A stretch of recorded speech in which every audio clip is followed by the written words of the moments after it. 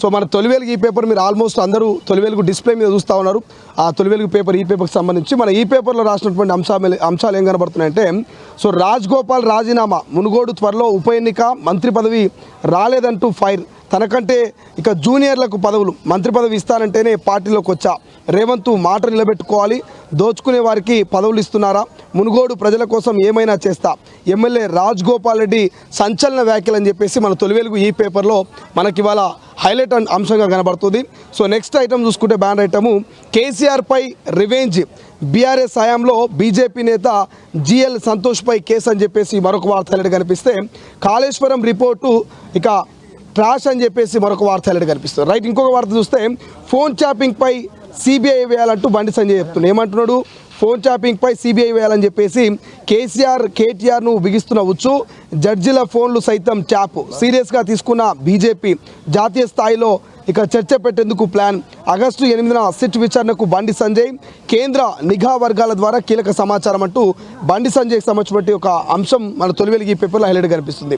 ఇక నువ్వే దిక్కు సామి అని చెప్పేసి చిరంజీవికి సంబంధించి మరొక అంశం హైలైట్ కనిపిస్తుంది. చిరంజీవి వద్దకు టాలీవుడ్, 4 రోజులుగా షూటింగ్లు బంద్, వేతనాలు పెంచాలంటున్న కార్మికులు అంగీకరించని సినీ నిర్మాతలు, పలువురు కార్మికులను బ్యాన్ విధించే యోచన, మెగాస్టార్ వద్దకు చేరిన పంచాయతీ కార్మికులతో మాట్లాడాలంటూ నిర్మాతల రిక్వెస్ట్, నిర్మాతలపై ఆగ్రహం వ్యక్తం చేస్తున్న మెగాస్టార్, 2 రోజుల్లో చేర్చుతామంటూ చిరంజీవి, ఇక జీతాలు పెంచాల్సిందేనంటూ మంత్రి కోమటిరెడ్డి వెంకటరెడ్డి కామెంట్స్. ఇవి మన తొలి వెలుగు ఈ పేపర్లో హైలైట్ కనిపిస్తున్నటువంటి అంశం.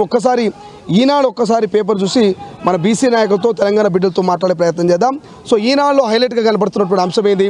నేడు కాంగ్రెస్ మహాధరణ అని చెప్పేసి ఒక అంశం హైలైట్ కనిపిస్తే, ఇక మరొక అంశం త్వరలో జిల్లాకు రైతు విజ్ఞాన కేంద్రం అంటూ కనిపిస్తుంది. మరొక వార్త, ఉత్తర కాశీలో ఉత్పాతం, ఇక ధారాలి గ్రామాన్ని తుడిచిపెట్టిన వరద అని చెప్పేసి వరదకు సంబంధించిన వార్త హైలైట్ కనిపిస్తుంది. 4 దుర్మరణం, వరదలో చిక్కుకున్న 60 నుంచి 70 మంది, శిథిలాల కింద మరొక 12 మంది దాకా, ప్రధాని దిగ్భ్రాంతి, సహాయక చర్యలకు ఆదేశం అంటూ మనకు ఒక అంశం హైలైట్గా కనిపిస్తుంది. ఉత్తర కాశీకి సంబంధించిన వార్త కనిపిస్తుంది.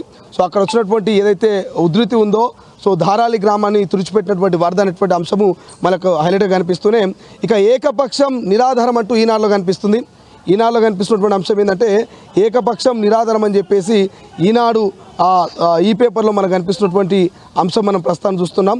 సో ఇంకొక పేపర్ మనం ఒకసారి ఏబిఎన్ ఆంధ్రజ్యోతికి సంబంధించినటువంటి పేపర్ కనుక చూస్తే, సో ఏబిఎన్లో కొన్ని హైలైట్ అంశాలు కనబడుతున్నాయి. ఏబిఎన్లో ఏం కనబడుతున్నాయి కామన్గా అంటే, ఏదైతే 10 ఏళ్లలో లక్షల కోట్లు కట్టాల్సిందే అంటూ మరొక వార్త హైలైట్ కనిపిస్తుంది. ఈ 10 ఏళ్లలో లక్షల కోట్లు, అసలు ఈ అంశం మీద ఒకసారి మనం చూసేటువంటి ప్రయత్నం చేద్దాం.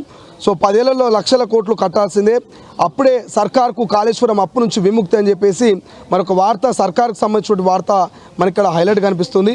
మరొక వార్త, ఉత్తరాఖండ్లో జల ప్రళయం అని చెప్పేసి ఇంకొక వార్త హైలైట్ కనిపిస్తే, నేడు ఢిల్లీలో సమరం అని చెప్పేసి బీసీ రిజర్వేషన్ల సాధనకు కాంగ్రెస్ పార్టీ నాయకులంతా ఇదే మన బ్యాక్ సైడ్లో ఉన్నటువంటి జంతర్ మందర్కి చేరుకున్నటువంటి వార్త హైలైట్ కనిపిస్తే, ఇక అవసరమైతే మళ్ళీ రాజీనామా అని చెప్పేసి రాజగోపాల్ రెడ్డి అంశము ప్రతి పేపర్లో హైలైట్ కనిపిస్తుంది. తొలి వెలుగు ఈ పేపర్ అయినా, ఈనాడైనా, ఆంధ్రజ్యోతి అయినా, వెలుగైనా అన్ని తెలుగు దినపత్రికల్లో రాజగోపాల్ రెడ్డి రాజీనామా అనేటువంటి అంశం హైలైట్ కనిపిస్తుంది.